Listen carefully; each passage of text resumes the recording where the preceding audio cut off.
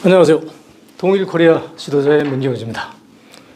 목포 자랑 좀 하려고 이렇게 나왔습니다. 한반도를 미국말로는 페닌슐라라고 그러는데 즉 저희 나라는 삼면이 바다고 가운데가 육지인데 이렇게 한반도를 놓고 보면 트라이앵글에서 이쪽 서쪽 포인트가 목포입니다. 그리고 동쪽 포인트가 부산이죠. 고대에는 부산은 거의 러시아하고 일본하고만 소통이 되지 뭐 그쪽 동쪽으로 나가서 소통될 데가 없죠. 지금은 항해 장비가 좋아가지고 북해로 나가가지고 뭐 심지어는 쉐빙선까지 끌고 북아메리카까지도 갈 수 있는 그런 항로가 있지만 옛날에는 그런 것까지는 생각할 필요가 없었죠. 그래서 주로 남태평양이 바라보는 이 목포를 근해로 해가지고 저희 나라는 당나라, 명나라 할 것 없이 중원 대륙하고 주로 이제 소통을 하는 그런 항로로서 목포가 그만큼 중요했습니다. 그보다 더 중요한 것은 우리의 먹거리가 필요하죠. 이 바다에서 고기를 잡는 것이죠. 우리 조선 고려 할 것 없이 우리 조상들은 이 남태평양 가까이 항해를 해가지고 여기 와서 고기를 잡고 중간 기지로서 고기 잡다가 연료가 필요하면 장작을 보충받으러 오는 것이 목포입니다. 물론 뭐 장작만 받는 건 아니죠. 뭐 쌀도 보급받고 물도 보급받고 기타 부식을 보급받는 데가 목포죠. 이 목포 항구가 굉장히 중요했는데 그래서 글자 그대로 목포가 나무 목자 아닙니까? 포는 뭐냐면 포트라는 거죠. 그래서 지금 김포 비행장을 뭐라 합니까? 김포 에어포트 그러죠. 그러면 이 바다의 포트는 뭐예요? 목포 시포트, 바다의 항구다 이거죠. 비행장은 육지의 에어플레인이 그러잖아요. 에어로 공기로 날아다니는 비행기의 항구가 육지의 비행장이고 여기 목포 이 지역은 시포트, 바다로서 그대로 포자죠. 우리나라의 삼면에 이렇게 보면 거의 다 포자가 들어간 데는 배가 닿는데요. 그러니까 우리 조상들이 배를 많이 이용했다는 얘기죠. 그리고 이 우리의 포자가 결국은 영어가 포트로 번역해 간 거 아닙니까? 영어도 마찬가지고 포트, 시포트는 전부 다 바다하고 접해 있는 항구를 영어도 포트라고 그러죠. 우리 고대어를 분석해 보면 거의가 영어예요. 그 얘기는 뭐냐면 우리 민족이 좋은 의미든 나쁜 의미든 그만큼 세계로 많이 보급이 돼 있었다는 얘기죠. 그래서 영어는 불과 한 1000년 이쪽 저쪽 아닙니까? 미국의 영어 같은 경우는 뭐 거의 300~400년밖에 안 되죠. 왜냐하면 이 영어는 본래 세계 언어를 다 주워다 모아놓은 게 영어입니다. 그래서 여러분 우리가 굉장히 훌륭한 민족이에요. 사람들이 흔히 뭐라고 하냐면 왜 우리 좋은 말 듣고 영어를 하냐고 그렇게 얘기하는데 이 양반들은 공부를 안 해서 그렇습니다. 시대적인 배경에 따라서 그 당시는 공부할 필요가 없었으니까 안 했는데 사실은 우리 고대어가 전부 영어거든요. 여러분 뭐 할 때 야 부지런히 좀 해. 부지런히. 그 부지런히가 뭐예요? 부지. B-U-S-Y 비지. very 바쁘다 이 말이에요. 그 비지는 부지런히 러는 뛰라 이 말이에요. 부지런히 빨리 뛰라. 그리고 빨리빨리는 fast 빨리빨리 fast 뭐 거의 우리 영어예요. 누가 뭐라고 하면 네네 예. 이거 yes 아닙니까? 우리 영어, 고대 영어를 갖다 놓고 미국말로 분석하면 거의 다 영어예요. 제가 이제 그 영어를 가끔 섞어서 말씀하면 어떤 분이 그 영어 좀 빼라고 좋은 우리말 듣고 어쩌고 그러더라고. 나는 모르는 분한테 알려드리는 목적이 있어요. 우리말이 영어라는 걸. 우리말이 외국놈들이 갖다 쓰는데 우리는 그 남의 말이라고 배타적이면 되겠어요? 우리가 나중에 국력이 커지면 그 사람들이 이건 코리아에서 온 말이라고 지금 말이 이제 상당히 그렇게 영어로 많이 섞어져 있는데 저는 오늘 그 얘기를 하려고 하는 게 아니고 목포 어마어마한 역사적인 그 자원을 가지고 있는데도 불구하고 이 목포 사람들이 그걸 잘 모르더라고요. 그래서 저는 그것을 여러분한테 강조해서 말씀드리려고 이렇게 나와 있습니다. 여러분 전 세계에 가서 대한민국이라고 그러면 잘 모르는 나라가 들어있죠. 근데 코리아라고 하면 다 알아요. 단지 거기가 퀘션 마크가 달죠. 노스 코리아냐 사우스 코리아냐. 노스 코리아는 사우스 코리아인데 코리아라는 것은 한반도를 의미한다. 그러면 코리아를 누가 만들었느냐? 제가 오늘 말씀드리려고 하는 게 그겁니다. 코리아를 분명히 이 목포권역에 있는 우리의 조상 젊은 청년들이 코리아를 건설했어요. 여러분 이렇게 얘기하면 어리둥절하는 분 많이 있을 거예요. 그런데 저는 안타까운 게 우리나라 공부를 많이 한 그런 학자들이 굉장히 많습니다. 그런 많은 학자들이 있음에도 불구하고 코리아를 개국한 중추 세력이 이 호남 청년들이라고 하는 사실을 강조하는 사람 못 봤어요. 그러면 저라도 해야 될 거 아닙니까? 저라도. 코리아를 창건한 사람들이 이 호남 사람이라고 하는 것을 강조하지 않는지 그거에 대해서 나름대로 궁금했었는데 이런 거예요. 호남은 편들어봤자 지들한테 별로 좋을 게 없다. 학자라는 사람들이. 지들이 대학 교수를 하든 학업을 정진하든 별로 이익될 게 없다. 그러니까 안 오는 거죠. 그럼 뭡니까? 학문은 바로 이익과 연결될 때 그때 비로소 학문의 가치가 있다고 생각하는 지극히 천민자본주의 뭐 이런 것을 공부하는 사람들이 학자들이 아닌가 그렇게 생각됩니다. 왜 그러냐면 자기한테 불이익이 오더라도 진실을 얘기하죠. 학업이라는 것은 반드시 진리와 진실을 얘기해야 되는 거 아닙니까? 그런데도 불구하고 목포권 이 호남 청년들에 의해서 코리아를 개국했다고 하는 사실은 엄연한 역사적인 증빙이 다 있는데도 불구하고 그에 대해서 언급하지 않는다고 하는 것은 그 사람들은 순수한 학문이 아니라 학문 장사죠. 말품팔이꾼, 뭐 걸품팔이꾼 그렇게 봅니다. 저라도 이런 걸 해야 되겠다. 제 주관이 무슨 얘기를 하냐면 정치는 50대 이상 되면 생각을 하지 말아라. 왜냐하면 젊은 사람들한테 맡겨라. 그 대신 젊은 사람들을 잘 가리키고 60대 이상 이 사람들이 젊은 사람들을 훈육할 수 있는 자질을 키워야 돼. 왜냐하면 젊은 사람들이 잘못됐으면 잘못된 걸 계도해 줘야 될 의무가 있어요. 이 공부한 사람들이. 그런데 지금 어떤 거냐면 젊은 사람들에 대한 비의를 거슬리면 정치를 못하잖아. 표를 안 찍어주면. 그러니까 이 사람들은 젊은 사람들 눈치를 보고 있어. 그럼 이거 뭐죠? 이게 학문이 아니잖아. 이건 자기 이해 관계를 관철시키기 위해서 학문인 척, 학자인 척 하는 것이죠. 그래서 저는 학자도 아니고 일반 제가 현재 직업은 이 모텔을 운영하는 말하자면 장사꾼이야. 장사꾼인데도 불구하고 왜 제가 생뚱맞게 호남 청년들이 코리아를 개국한 인적 자원이다 이렇게 말씀드리냐면 제가 연구하다 보니까 그렇더라 이거요. 내가 처음부터 뭐 호남을 연구하려고 한 게 아니라 제가 제일 먼저 연구한 게 뭐냐면 장보고 장군이야. 장보고 장군이 어떤 사람인가 봤더니 이 사람이 호남에서 살다가 당나라로 망명을 갔는데 왜 이 사람이 망명을 갔냐면 호남이 어떤 위치에 있었는지 여러분 한번 아셔야 돼요. 왜냐하면 호남은 신라가 삼국 통일을 하고 나서 호남 사람들을 굉장히 괄시했어. 그럴 수밖에 없는 걸 나 이해해요. 왜 그러냐면 신라는 본래 성골, 진골을 따지는 사람들이야. 계급 사회를 엄격히 정하는 사람들이야. 근데 삼국 통일을 하고 나서 여기가 어디입니까? 백제일 때 삼국 통일을 당한 거 아니에요? 신라한테 제압당한 거 아니에요? 그런데 이 백제 쪽에 사는 사람들의 관등급을 올려주면 신라에 도전을 하잖아.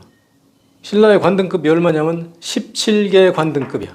그런데 이 호남 충청도 이쪽에서 사는 사람들은 거의 다 17관등급이라고 보면 돼요. 특별한 경우를 제외하고는 관등급이 올라간 사람이 없어. 그러면 다시 얘기해서 이쪽에서 태어난 사람은 17개 관등급이면 해먹을 게 뭐 있냐면 소장농, 바다에 가서 고기 잡는 거. 이 관등급이 얼만큼 중요한지 알아요? 여러분 군대 갔다 오셨죠? 군대 가면 관등성명을 대라! 딱 그러잖아요. 관등성명이 바로 신라에서부터 비롯된 거야. 16급, 15급 되면 네! 저는 전라도에 사는 17관등급은 아무개입니다. 뭐 이렇게 보고 해야 되잖아. 군대에서는 지금도 그거 쓴다니까? 관등성명을 대라고. 근데 관등은 없으니까 관등성명은 예, 저는 전라도에서 온 김아무개입니다. 김갑돌입니다. 이렇게 하잖아요. 신라의 그 잔재는 지금까지도 우리 바닥에 들어 깔려 있다. 그래서 저는 17관등급으로 살아야 되는 이 전라도 사람들이 얼마나 고통을 당했느냐. 못된 고통을 당했는데 우선 신라가 이 호남하고 충청도하고 이쪽에는 곡창지대도 불구하고 여기는 외놈들을 지켜주질 않았어. 외적들이 마음 놓고 여기 와서 노략질을 해갔어요. 신라가 안 지키니까. 그렇잖아요.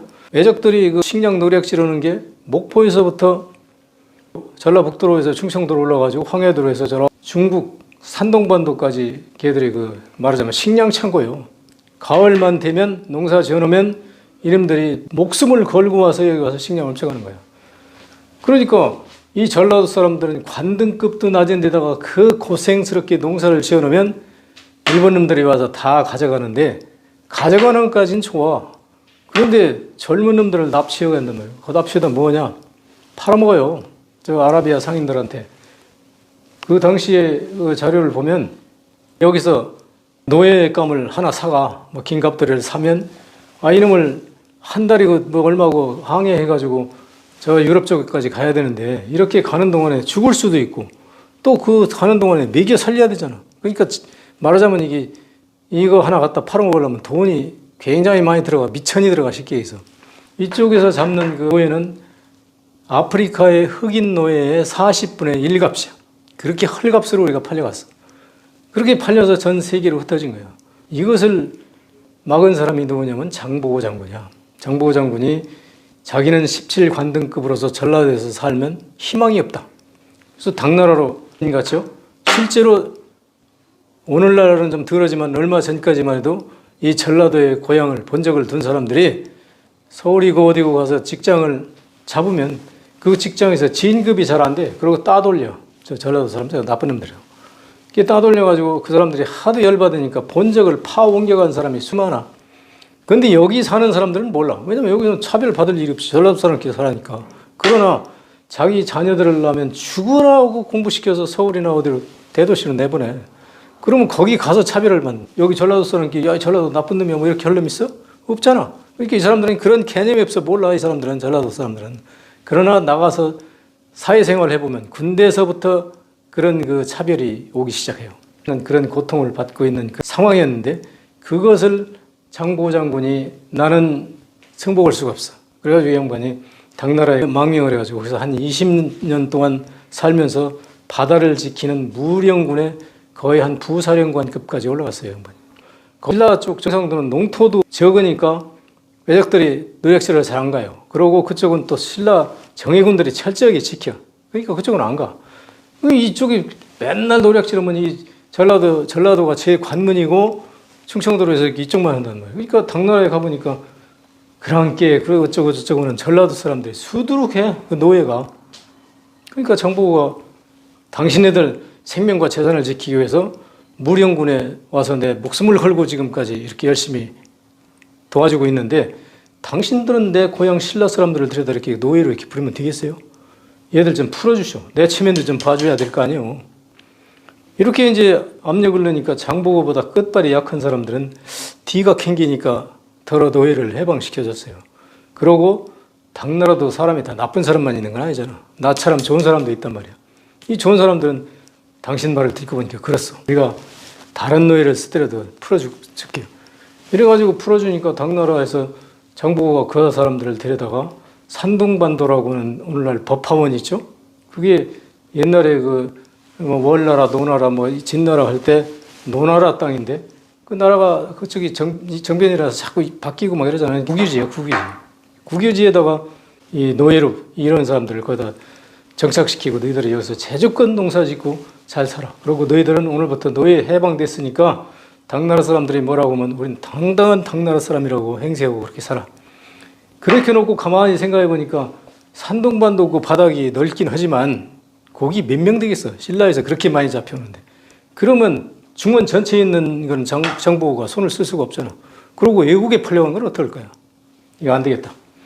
전라도 사람들이 장점이 그거 하나 있어요. 딱 이게 옳다고 생각하면 막 죽기 살기 싸우는 사람이에요. 그러니까 여기 광 사건이 나고 김대중 선생은 목숨을 걸고 이렇게 싸우잖아요. 그게 전라도 사람의 본 기질이야. 그게. 이 양반이 신라에 찾아오는데 자기 재산 꾸러미를 여러 꾸러미로 당나라의 보물이라는 건 다 주고 와가지고 신라 서라벌에 가서 그 상대등 하대등 하는 그 왕하고 좀 선이 닿을 만한 놈한테 뇌물 한 꾸러미 주고 나 흥덕대왕하고 면담 좀 시켜줘. 그렇게 얼마를 노력을 해가지고 그 뇌물이면 다 통하나 봐. 옛날이나 지금이나. 그 뇌물 처먹었는데 저 그거 해주지 해가지고 한 사람이 해서 흥덕대왕을 만났어요. 만났는데 장보고가 그렇게 목숨 걸고 당나라에 갔다가 여기 올 때까지도 목숨 걸고 흥덕대왕을 만나는데 어떻게 행위하겠어요? 뭐 하여튼 별소리를 다 했겠죠. 그래서 결론은 뭐냐면 모병권을 주시면 이 서남해 일대의 바다를 완벽히 지켜드리겠습니다. 그 신라에서는 전혀 신경 쓸 일이 없습니다. 제가 군사를 모병해가지고 이 바다를 지키면서 녹봉도 달라고 안 할 거고 제가 자급자족해서 이렇게 지키겠습니다. 그 모병권만 주십시오. 그러니까 흥덕대왕이 가만히 생각하니까 그렇게 하고 돈이 나오면 또 상납 돈 나왔다는 말이야. 그러니까 흥덕대왕이 이거 뭐 괜찮은 장사네 이거. 그러면 네가 모병해가지고 제주껏 해봐. 말 한마디 하면 되는 거잖아요. 그러니까 예! 알겠습니다. 전라도 청년 물러갑니다. 나와가지고 이 특히 목포권 중심으로 해서 저 완도 오고 이쪽으로 해변가에 다니면서 청년들을 모으는 거예요. 그 정도의 그 기질이 있는 사람이면 쉽지. 지금 이러면 면, 군 이런 데 가가지고 내가 며칠 전에 흥덕대왕님을 만나가지고 이 서남의 바다를 지키겠다고 모병권을 얻어왔어. 그러니까 이 지역의 젊은이들을 모아가지고 내가 연설 좀 해야 되겠어. 그건 좀 당신들 협조해 주시오. 신라의 왕명을 받았다고 그러는데 면장 뭐 이런 것들이 가만히 있어? 예, 알았습니다. 그렇게 하죠. 그런데 모아놓고 이제 연설을 하는데 이렇게 나처럼 이렇게 잔소리하면 사람들이 듣기 싫으니까 이거 자식 연설하고 자빠졌네.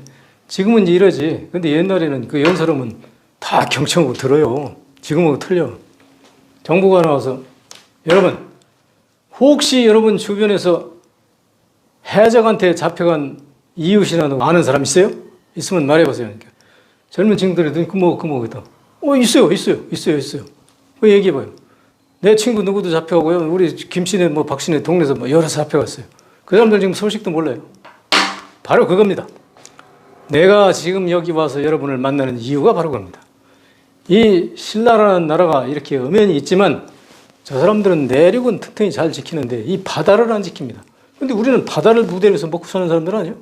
근데 이 바다를 안 지켜가지고 여러분이 그렇게 잡혀가고 불안하고 그렇게 살고 있는데 이거 이대로 되겠습니까? 그래서 내가 흥덕대왕님을 만나서 신라에서는 지금 평화 시기니까 군대가 넉넉지 않을 것 같은데 저한테 모병 권한만 주면 내가 모병해가지고 바다를 지키겠습니다.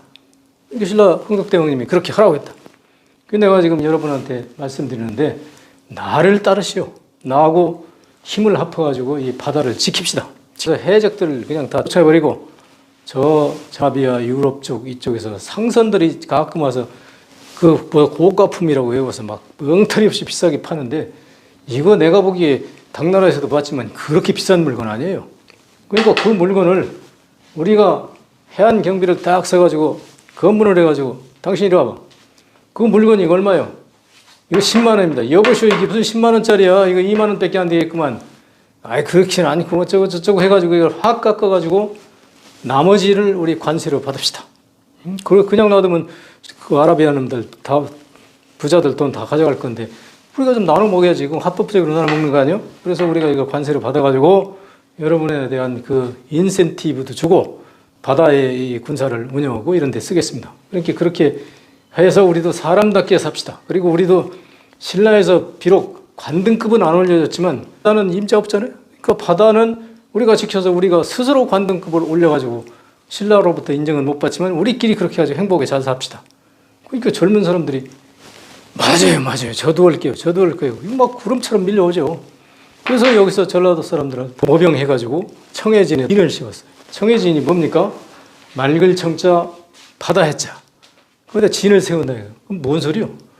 바다를 맑게 청소한다 이 말이야. 뭘로부터 청소해? 해적들로부터 그 지긋지긋한 해적놈들로부터 청소한다. 그게 이제 이 전라도 사람들이 주축이 된 거예요. 그 군사가. 왜 그러냐? 여러분 생각해 보세요. 경상도에 가면은 그 사람들은 17관등급이 거의 없어. 10관등급 이쪽 저쪽 되는데 그 사람들이 장보고 밑에 와서 예, 장군님 이러고 하겠습니까? 그 사람들 죽어도 안 하죠. 그러면 전라도 사람들은 전부 17관등급이기 때문에 너는 안 돼. 제발 저도 써주시오 해가면서 가서 급식을 파냐. 장보고 군단에 들어가면 그 다음부터 바다에서 어버는데도 안전하고 흐름이 없어. 왜냐면 우리 17관등급 중에서 우리는 해양 경비대야. 뭐 너희 내 말 들어. 뭐 어쩌고 하니까 이게 완전히 권한을 갖잖아요. 그래서 아주 잘 지내고 있는데 복잡한 문제가 생겨요. 장보고가 42대 흥덕대왕을 만나서 해양 경비권을 얻었는데 흥덕대왕이 한 2년 있다 죽어버렸어. 그 양반이 후사가 없어. 아들도 없고 딸도 없고 아무것도 없어. 조카하고 삼촌하고 있는 삼촌이 김김전이고 조카가 김재룡이에요. 근데 둘 중에 하나 왕을 정해야 되는데 지금이나 그때나 왕권 가지고 대가리 터지게 싸우다가 김재룡이라는 놈이 지 삼촌을 죽여버리고 지가 딱 왕이 돼버렸어요. 그게 뭐냐면 43대 왕이지. 그게 희광왕이라고 그러는데 이 희광왕이 등극을 했는데 가만히 보니까 그 내시하는 놈이 하나 있는데 이놈이 야 이거 뭐 왕이 저거 괜찮네. 저거 그냥 사람 죽이고도 왕하고 그러면 나도 하나 죽이고 왕 해볼까? 뭐 이렇게 해가지고 희광왕을 죽이고 지가 왕이 돼버렸어. 그러니까 그 희광왕이 한 그때 몇 개월밖에 1년도 못했어. 그게 그 사람이 민해왕이야. 그게 이제 44대 왕이죠. 이 민해왕이 그렇게 죽고 나니까 그 전에 김균정이가 김재룡한테 죽었다 그랬잖아요. 근데 김균정이 아들이 있는데 김우징이라는 사람이 있어. 근데 이 사람이 굉장히 야가. 이게 가만히 보니까 지금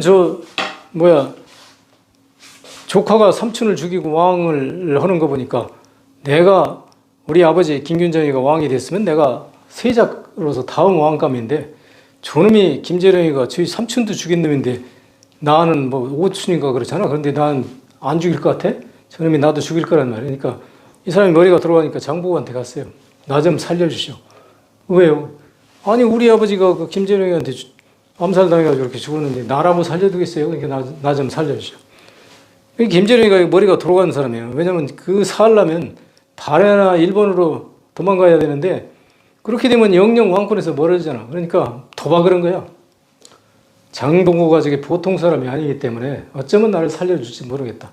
가서 일단 한번 얘기해봐가지고 도박이야. 왜 도박하냐면 잡아가지고 넘겨주면 사이가 좋아질 거 아니에요. 그러면 그 장보고는 얄팍한 사람이 되는 거잖아. 그럼 자기 생명을 담보는 거야.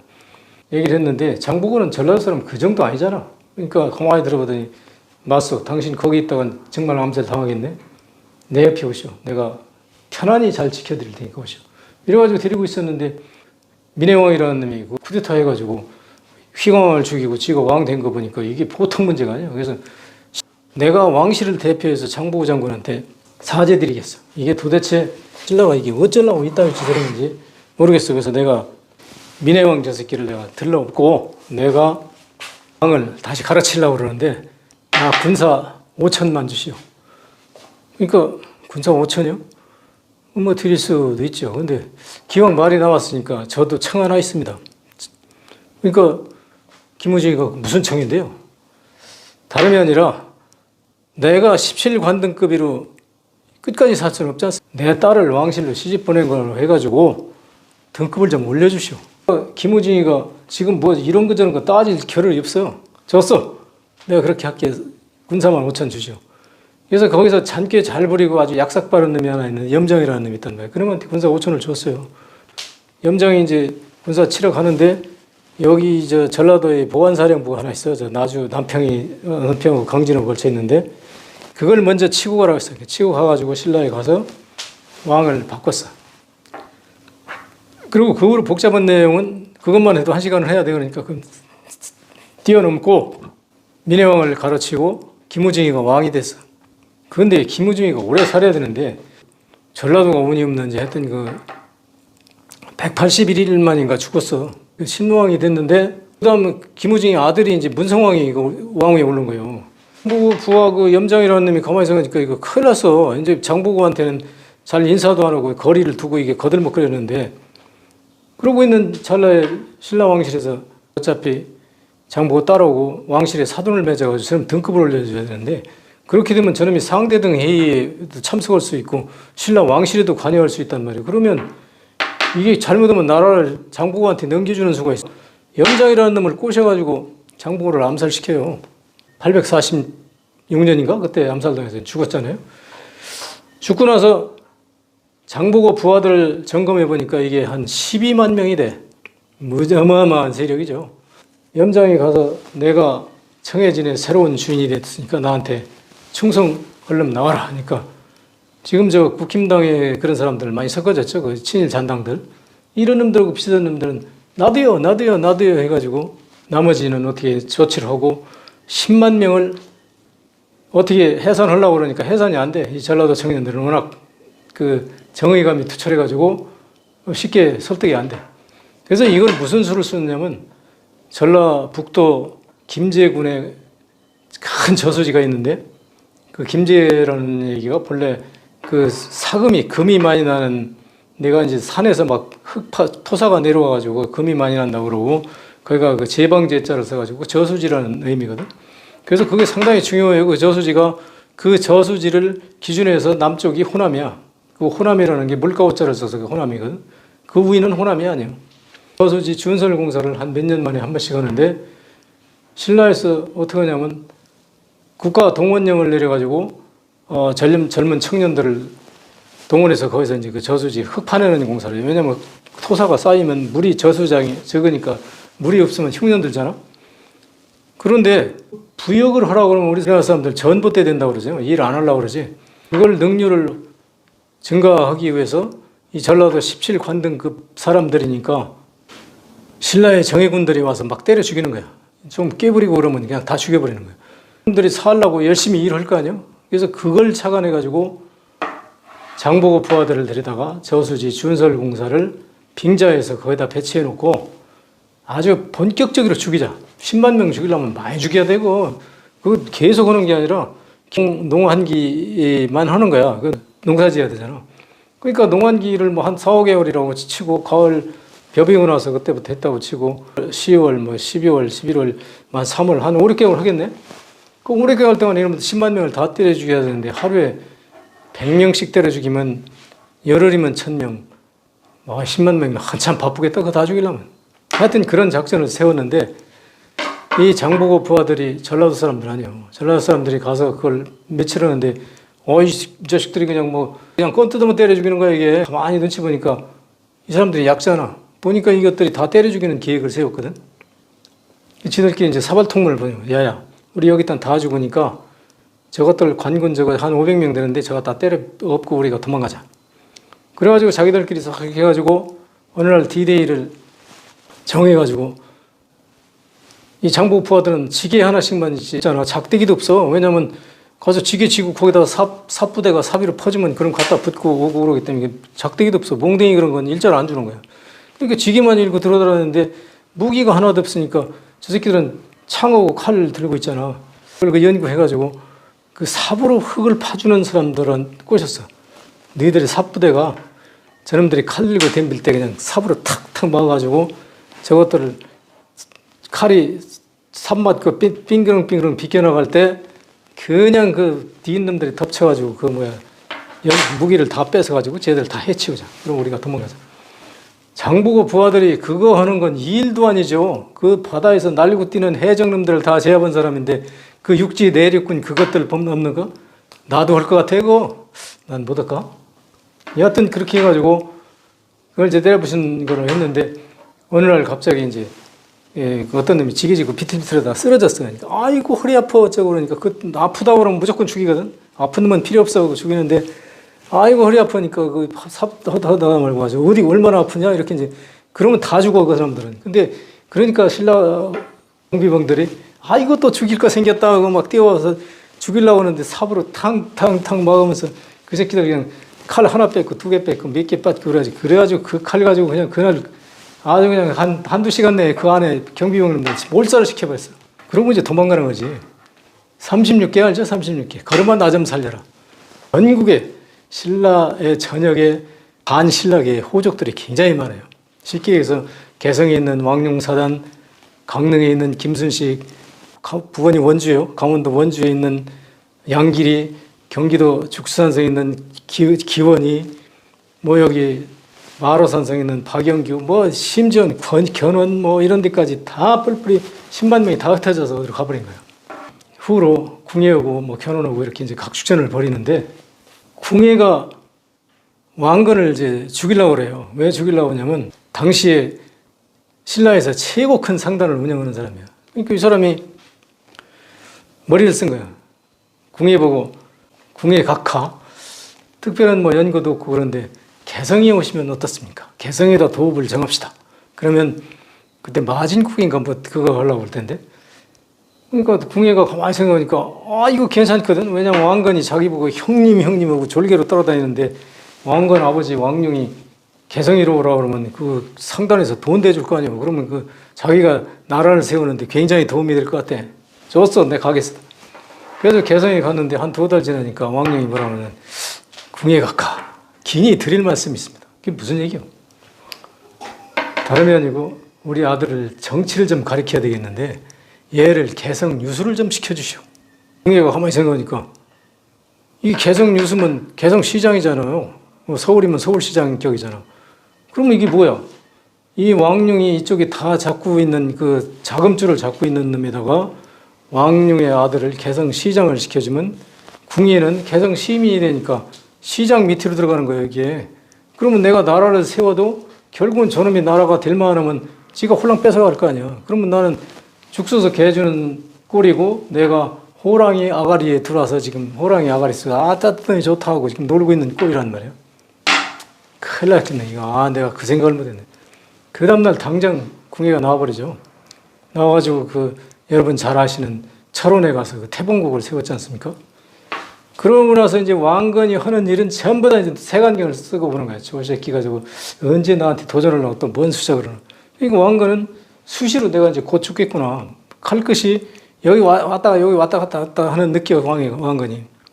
그래가지고 왕건이 생각한 게 뭐냐면 나한테 강력한 세력이 없으면 궁예한테 내가 죽는 건 시간 문제구나. 언제 죽을지 모르겠구나.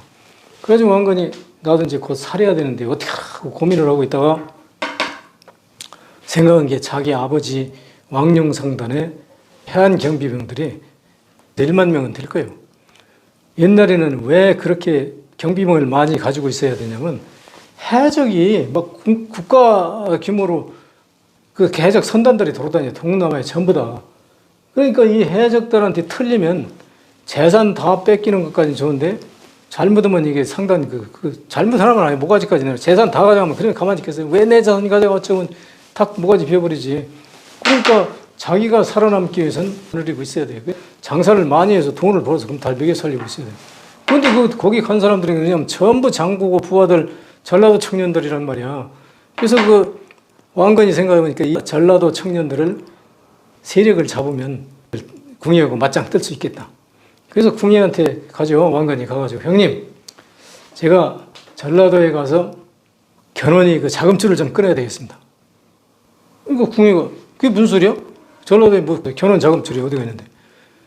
견훤이 그러면 어떻게 해서 지금 후백제를 이렇게 육성시키나 했더니 저놈이 막 월나라, 당나라, 무슨 오나라 뭐 여러 나라들하고 무역을 해가지고 거기서 돈을 앙창 벌어가지고 그 돈 가지고 지금 후백제를 막 일으키고 있습니다. 그럼 내가 가서 상단을 들이쳐가지고 목포항으로 드나드는 그 무역선들을 딱 차단시켜버리겠습니다.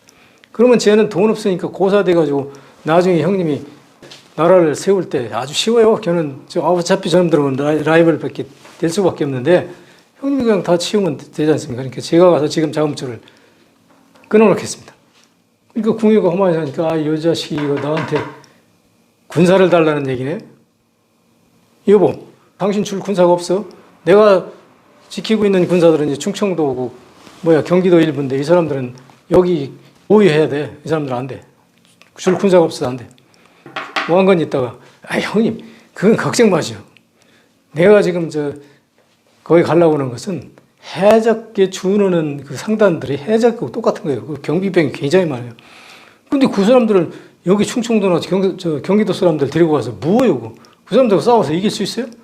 그 사람들은 주어도 아무 소용이 없고 저는 저희 아버지가 운영하는 저희 아버지 해안경비대 이 사람들을 데리고 갈 거고 또 우리 장인이 인천 그쪽에서 이제 그 유천궁이라고 그 상단을 하는데 장인이 거느리는 그 상단 경비병을 데리고 와서 손보고 오겠습니다.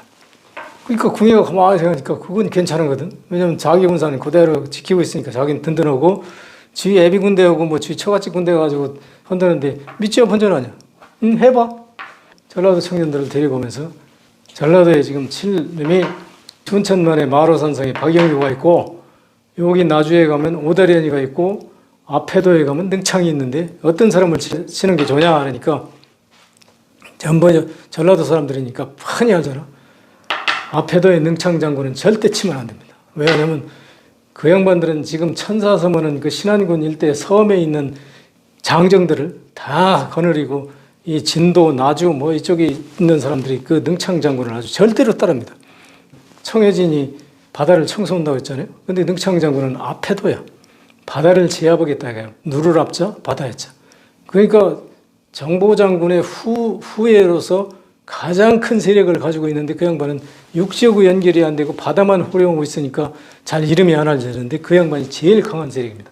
그 견훤도 아페도의 능창을 칠 생각을 못하고 아페도 능창도 바다에서는 자기가 날고 뛰지만 육지는 또 자신이 없으니까 견훤도 지금 못 붙고 둘이 기회만 보고 있는 그런 상태입니다. 그러니까 그거는 놔두고 여기 영산강에 치고 올라가면 오다리언이라는 사람이 있는데 이 사람은 그런 세력은 별로 없고 순수하게 장사만 하는 사람이고 이 사람은 돈을 엄청 벌어가지고 이 사람이 아페도의 능창도 뒷돈 대주고 박영규도 뒷돈 대주고 이렇게 이 사람이 이인심을 안 잃고 있는 사람인데 이 사람은 군사가 없으니까 치기가 좋습니다. 이 사람 쳐가지고 거기다 거점을 만드십시오.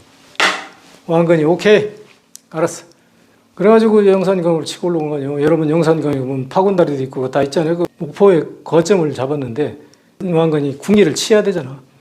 궁예를 치려고 생각해 보니까 궁예 치기 전에 어떻게든지 능창을 쳐야 돼. 능창을 그냥 놔두면 궁예 쳐놓고 능창한테 잡히면 아무 소용이 없어. 그러니까 능창을 치고 그 다음에 궁예를 치야 돼. 그래서 오다리냐고 수의해가지고 능창이 집이 어디냐면 수달장군이라고 그러는데 여기 저 갈초도라고 그래요. 신안이. 그 갈초도에 일주일에 한 번씩 간다고 그래요. 그래서 그 왕건의 특공대들을 바다에다 배복시켜 놓고 낚시꾼으로 가장해가지고 일주일 동안 얼마 기다리다가 밤에 그 능창이 자기 집에 가는 걸 들이쳐가지고 잡아서 신성국의 궁예한테 보냈어. 왜냐면 그거 잡아가지고 있으면 그냥 잡아서 죽여도 안 되고 잡아가지고 여기에 있으면 저 앞에도 이쪽에 있는 그 많은 세력들이 들이치면 왕건은 여기서 원정군 아니야. 원정군 뭐 지금 무슨 세력이 있어? 보잘것없이 다 당하지. 그러니까 이건 안 된단 말이에요. 그러니까 얼른 궁예한테 보내버린 거예요. 그러니까 궁예한테 보내면 저놈들이 왕건이 잡아간 건 알지만 왕건을 치면 궁예한테가 능창을 죽일 것 같으니까 왕건도 못 칠 거고. 그 아주 기묘한 그 머리가 그런 머리가 나와요. 그 전라도 사람한테 그런 머리 나와. 궁예한테 보냈는데 능창을 궁예가 죽였단 말이야. 그러니까 왕건이 시호를 하는 거야. 아이고 그 형님은 왜 그 능창같이 가장 훌륭한 장수를 잘 달래서 협력해가지고 형제를 의를 맞댄지 그걸 죽였냐고. 이거 어떡하려고 그렇게 죽였냐고. 그런 장수를 구할 수가 없는데 어쩌고 막 울고 난리시니까 능창 부하들이 정보를 다 들었단 말이에요. 왕건은 능창을 죽일 생각이 없고 의형제 맺어가지고 같이 혁명을 하려고 그랬는 것 같은데 궁예 그 싸가지 없는 새끼가 죽여버렸잖아 그걸. 그러니까 이게 왕건은 그 죄가 없네. 그런데 우리 기왕이 이렇게 됐으니까 우리 능창 장군은 죽었는데 우리도 장군이 있어야 되잖아. 그러니까 차라리 우리가 왕건한테 항복해가지고 궁예를 우리가 철천지 원수 아니냐. 그러니까 왕건하고 더불어서 궁예를 치고 우리 저 견훤도 치고 이래가지고 고려를 세우자. 그래가지고 능창 부하들이 이 전라도 나주 목포 뭐 진도 뭐 이쪽에서 능창을 섬기던 그 많은 해양 세력들이 하루아침에 왕건의 부하가 된 거 아니에요. 그래서 여러분 그 텔레비에 뭐 왕건 드라마 그런 거 보셨죠? 지금 전라도 청년들 배에다 싣고 공격하러 갈 때 가는 거 나오대 텔레비에. 여러분 그런 거 봐도 아무 생각 없이 보지. 여러분들하고 나하고 차이가 바로 거기 있어. 나는 그 사람들을 뭐로 보냐면 코리아를 건설한 호남 청년들로 보는 거야. 그리고 실제로 거기서 그 사람들이 호남 청년들이 가서 코리아를 세운 거예요. 궁예를 제압하고. 우리가 자랑스러운 전 세계의 이름을 떨치고 있는 코리아를 세운 사람들이 바로 전라도의 호남 청년들이란 말이에요. 호남 청년들. 그래서 내가 오늘 이 얘기를 하는 이유는 이 호남 청년들이 이렇게 거기 가서 코리아를 세웠는데 이것을 후세인 우리가 지금 가만히 있는다는 건 이건 조상에 대한 이건 예의가 아니야. 내가 얘기하고자 하는 것은 목포에다가 공원 어디 하나 있으면 거기다가 호남 청년들이 코리아를 세우다. 그렇게 저 비석을 하나 세워가지고 우리 호남 청년들이 이 세계가 알아주는 코리아를 세운 우리 민족이다. 그래가지고 호남이 이 민족 중에서도 우리 한민족 중에서도 가장 으뜸인 용감하고 아주 훌륭한 전통을 가지고 그런 피를 혈통을 이어받았다. 그래서 우리 호남에 김대중 같은 훌륭한 정치 지도자가 나왔고 광주에서 인대까지 동원해서 그냥 적군을 치듯 했어도 우리는 끝까지 굴하지 않고 수많은 사람이 죽으면서도 끝까지 호남의 정신을 지켰다. 그게 바로 호남이다. 이것을 우리가 공원에다가 그렇게 비석을 세워가지고 그 공원을 하나 만들었는데 그렇게 놓고 여러분 목포가 뭡니까? 4대 관광도시 아니요. 4대 관광도시. 목포엔 특별한 게 없고 관광객을 많이 유치해야 되잖아. 그러면 목포에서 대대적인 선전을 해야 돼. 그 공원에 거기 가면은 우리 호남 청년들이 코리아를 세운 기록이 거기 다 있다. 그래가지고 거기를 필수적으로 코스를 돌아라. 그 관광버스들이. 전국에서 우리나라에 오면 그 관광객들이 와서 보면 이 호남 청년들이 코리아를 세웠네. 우리는 지금까지 호남이 아주 나쁜 놈들이고 코리아에 반역했다고 들었는데 아니네. 이것을 우리가 설명할 필요가 없잖아. 그냥 그 비석이 다 얘기하잖아. 나는 이 역사를 바로 세우는데 나의 어떤 그 목표가 있는 것이지 내가 앞으로 뭐 이런 게 해서 무슨 호남 사람들 인심 묻어가지고 정치할 것도 아니고 그 강연에서 그 말품팔이에서 먹고 사는 것도 아니야. 목포 시장님을 내가 한번 뵙고 싶은데 그 양반은 어떤 생각을 가지는지 몰라요. 근데 목포 시장이 아니면 나주도 그 오다련이하고 관련해서 거기 완사천이라고 왕건의 둘째 부인을 만나서 고려의 제2대 해종대왕을 출산한 데가 나주야. 그리고 요 앞에도에 가면 능창장군이 있어. 그럼 신안군에서도 여기 관심을 가져야 돼.